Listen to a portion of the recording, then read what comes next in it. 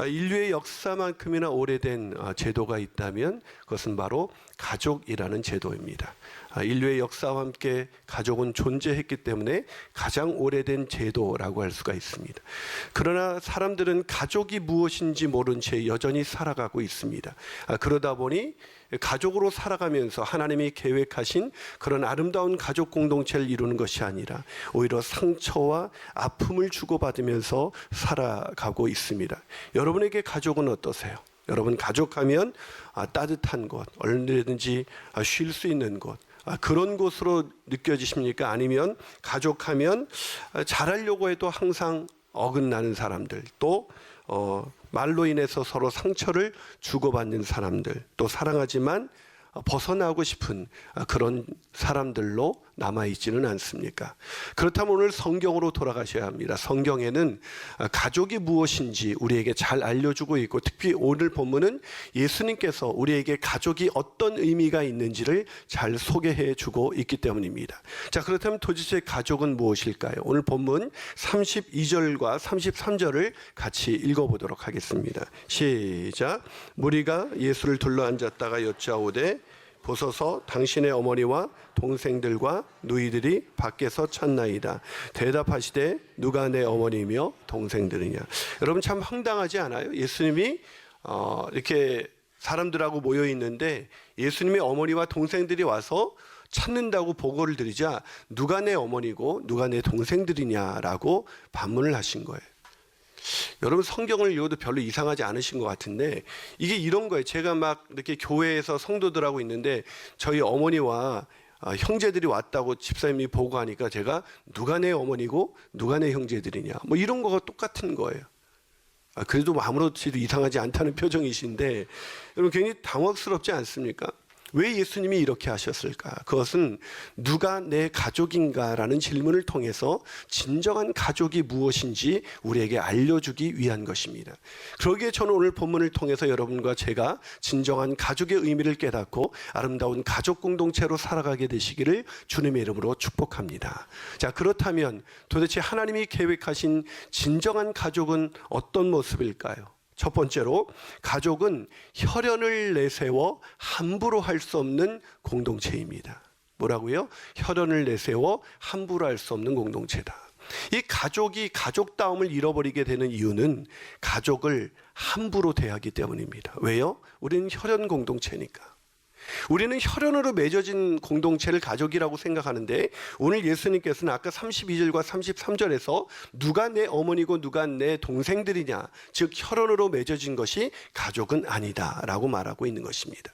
즉 혈연으로 맺어졌다고 해서 저절로 가족다운 가족이 되는 것이 아니라 혈연으로 맺어졌다 할지라도 서로 무례히 행치 아니하고 함부로 하지 않는 공동체가 될 때 우리는 진정한 가족이 될 수 있다는 것입니다. 여러분 오늘 본문 속에서 그런 가족 속에서 함부로 대하지 않고 이렇게 대해야 되는데 우리는 문제가 뭐냐면 이 가족이기 때문에 너무나 쉽게 함부로 대한다는 것입니다. 그것을 가족의 두 얼굴 또 가족의 발견이라는 책으로 유명한 최광현 교수가 그런 가족들의 모습을 감정의 무단 투기라는 개념으로 설명했습니다. 뭐라고요? 감정을 무단 투기한다는 거예요. 누구에게요? 가족에게.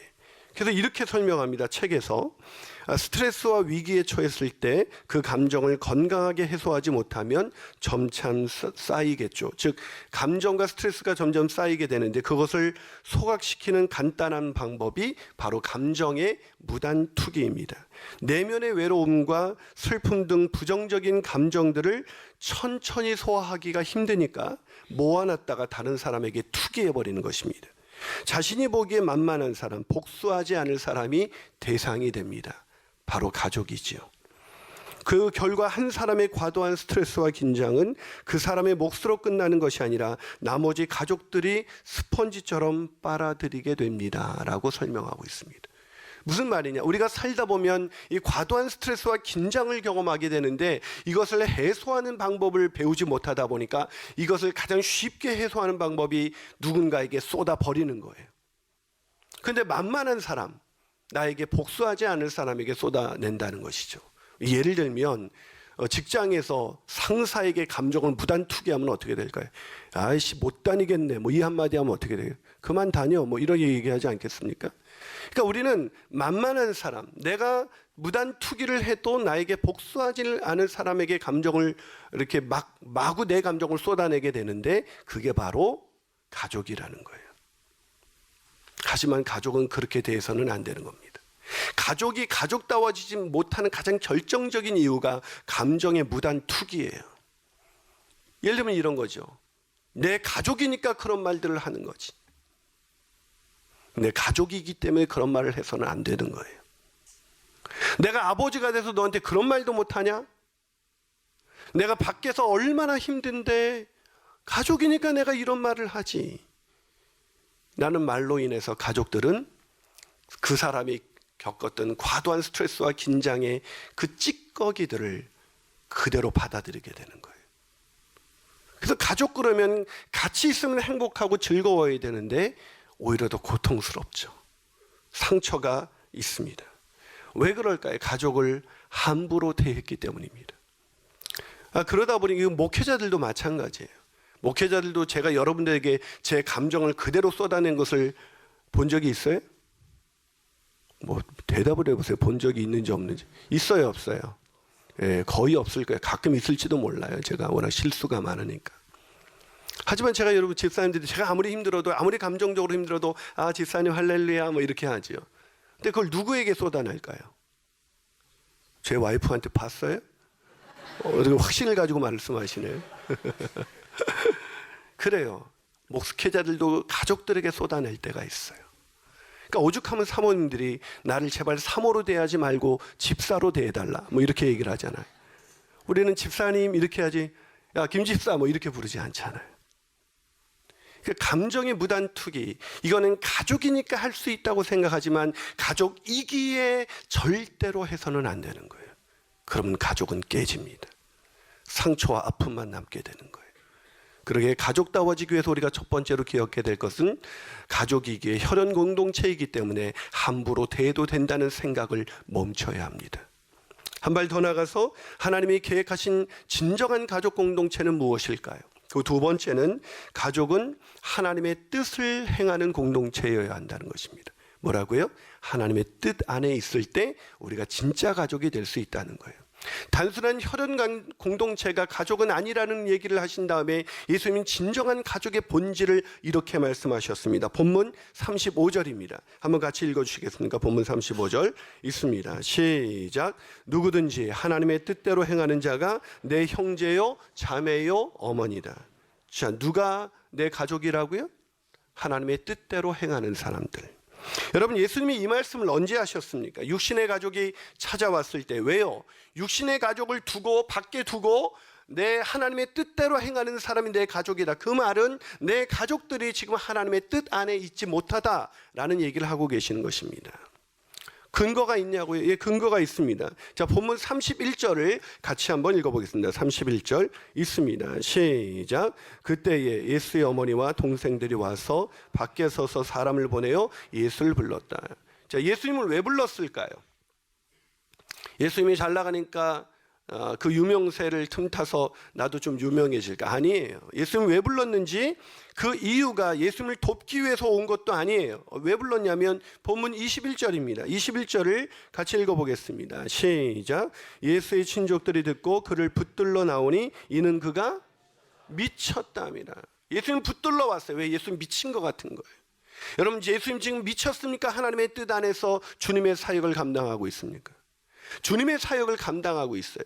그런데 이 예수님의 가족들은, 육신의 가족들은 예수님이 미쳤다고 생각해서 붙들러 온 것입니다. 사실 이해는 돼요. 예수님이 어느 날 40일 동안 가출을 하셨습니다. 그래서 광야에 들어가서 40일 동안 금식을 하셨어요. 우리가 보면 은혜가 되는 말씀이지만 40일 동안 집에 안 들어간 거잖아요. 광야에서 가출을 했으니 이 예수님의 가족들이 얘가 왜 이러나 뭐 그러지 않았겠습니까? 예수님이 하는 행동이 점점 위험해 보입니다. 이 종교적인 지도자들 눈 밖에 나 있는 것 같고 얘가 이렇게 둬서는 안 되겠다 해서 붙들러 나온 것입니다. 여러분 예수님의 가족으로 태어나지 않은 것을 감사하십시오. 여러분 예수님을 예수님을 하나님의 아들이라고 예수님의 가족들이 받아들이긴 되게 힘들었을 거예요. 왜냐고요? 여러분 생각해 보세요. 예수님의 형제들의 입장에서 생각을 해보면 예수님의 형제들이 예수를 그리스도로 인정하기는 정말 힘들었을 거예요. 제가 이번 명절에, 저는 3남매입니다. 우리 형제들이 왔는데 제가 이렇게 말하는데, 사실은 말이지 내가 말할 게 있어. 뭔데 했더니, 사실은 말이지 나 그리스도야. 그럼 우리 형제들이 나를 어떻게 대할까요? 미쳤구나. 지금 예수님의 형제들이 그리스도로서 행하시는, 하나님의 아들로서 행하시는 이 일은 완전히 미친 행동으로밖에 보이지 않았을 것입니다. 근데 제가 이해가 가지 않는 것은 마리아입니다. 왜냐하면 마리아는 예수님이 하나님의 아들이라는 것을 알고 있었거든요. 자, 누가복음 1장 34절에서 37절을 한번 같이 읽어보겠습니다. 자, 한번 읽어주시겠습니까? 시작. 마리아가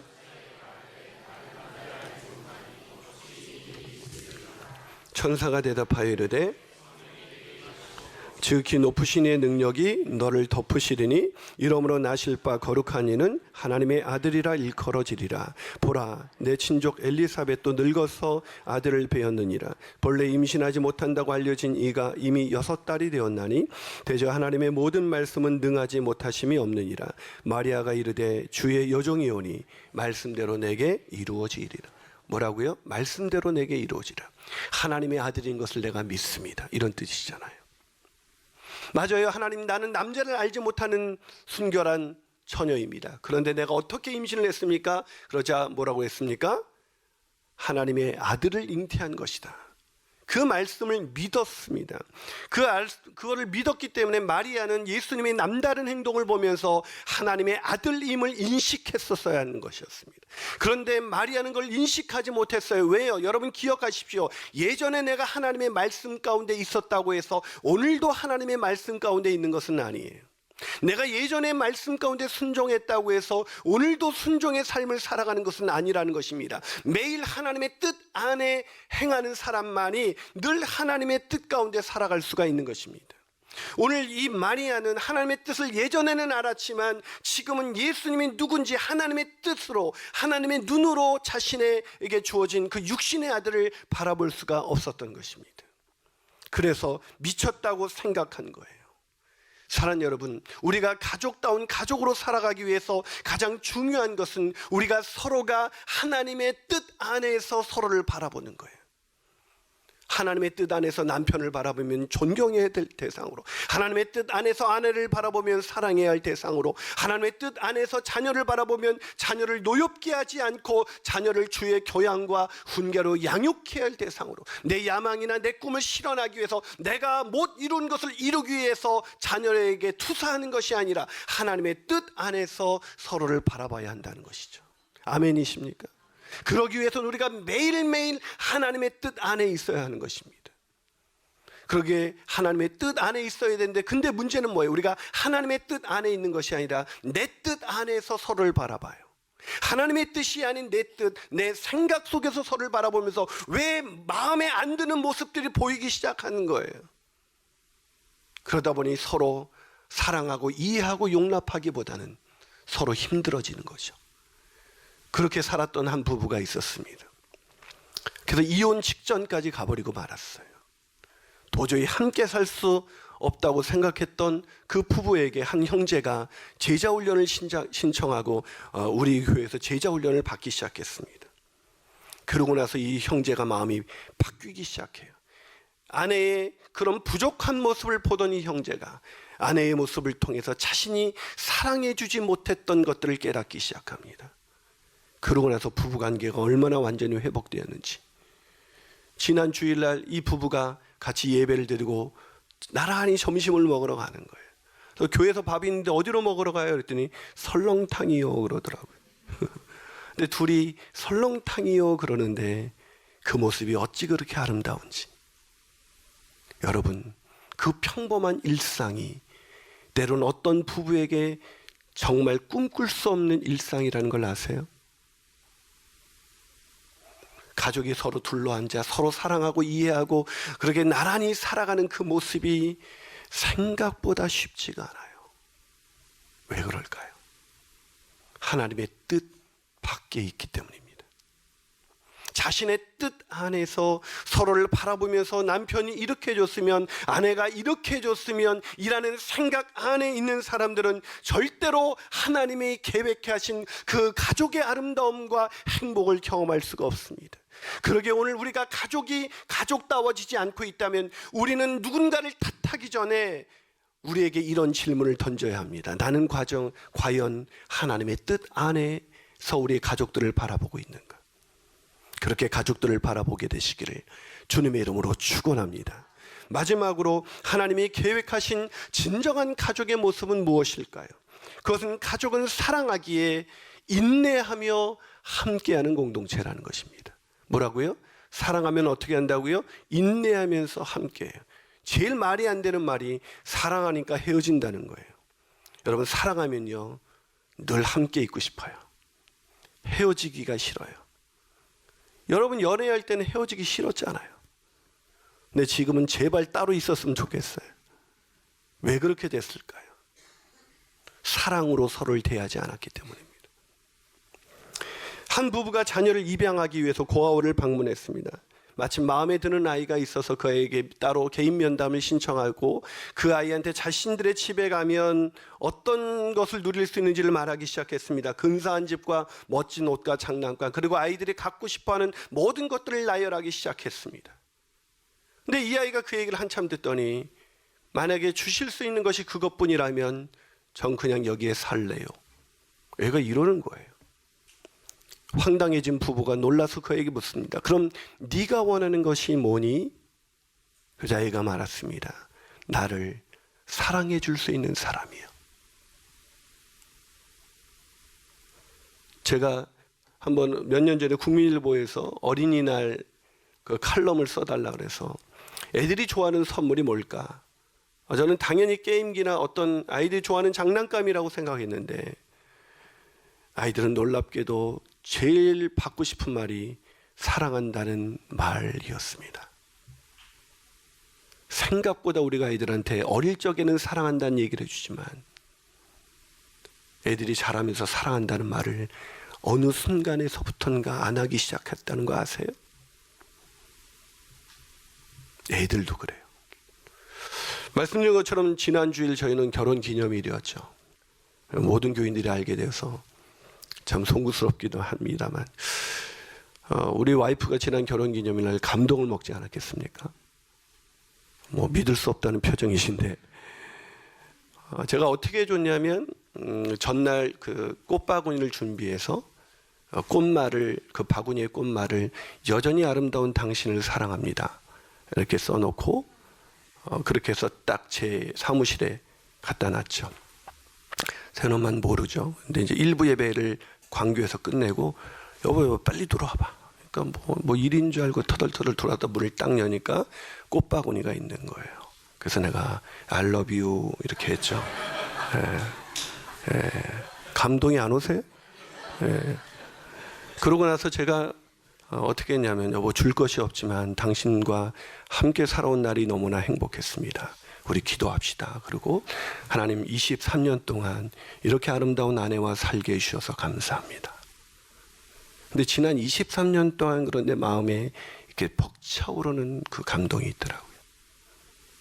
그냥 그런 기도를 해준데 아내도 울고 저도 울고 아내는 그 꽃바구니를 들고 나가면서 이제 여기로 광교로 와서 밥을 해야 되니까 여러분이 점심을 먹는 건 우리 와이프가 밥을 하기 때문이에요.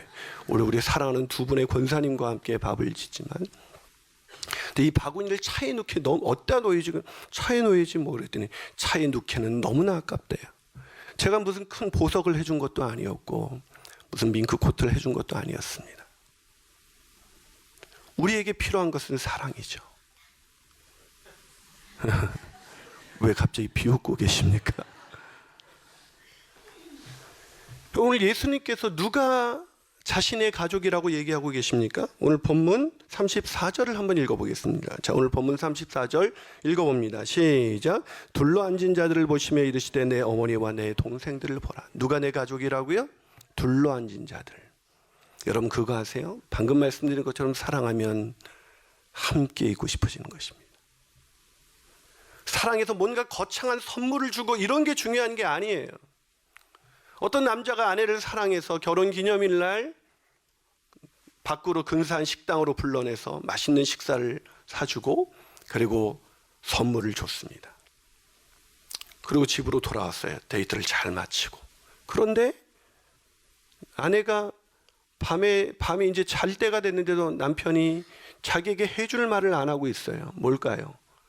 여보 사랑해 라는 말을 안 해주니까 아내가 자기 직전에 여보 당신 나 사랑하는 거 맞아요?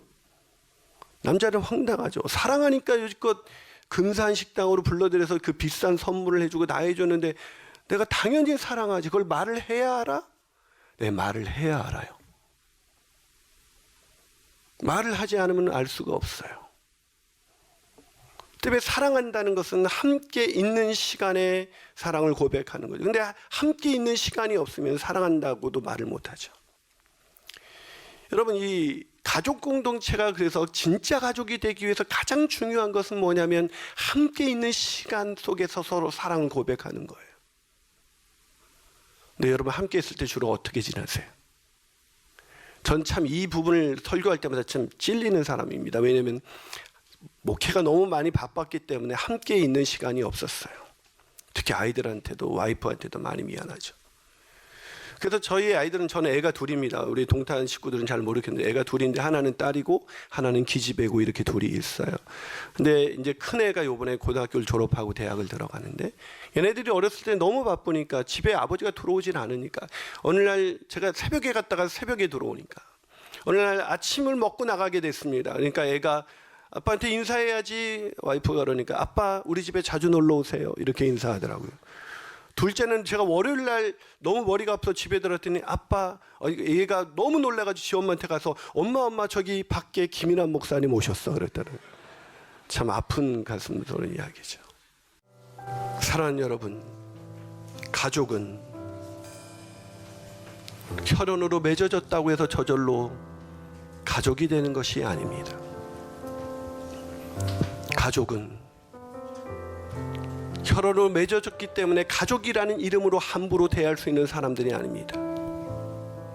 밖에 가서는 그런 언어를 사용하지 않으면서 사랑하는 아내와 남편에게, 사랑하는 아이들에게 그런 무례한 단어를 사용하고 있지는 않습니까? 그것은 하나님의 뜻이 아닙니다.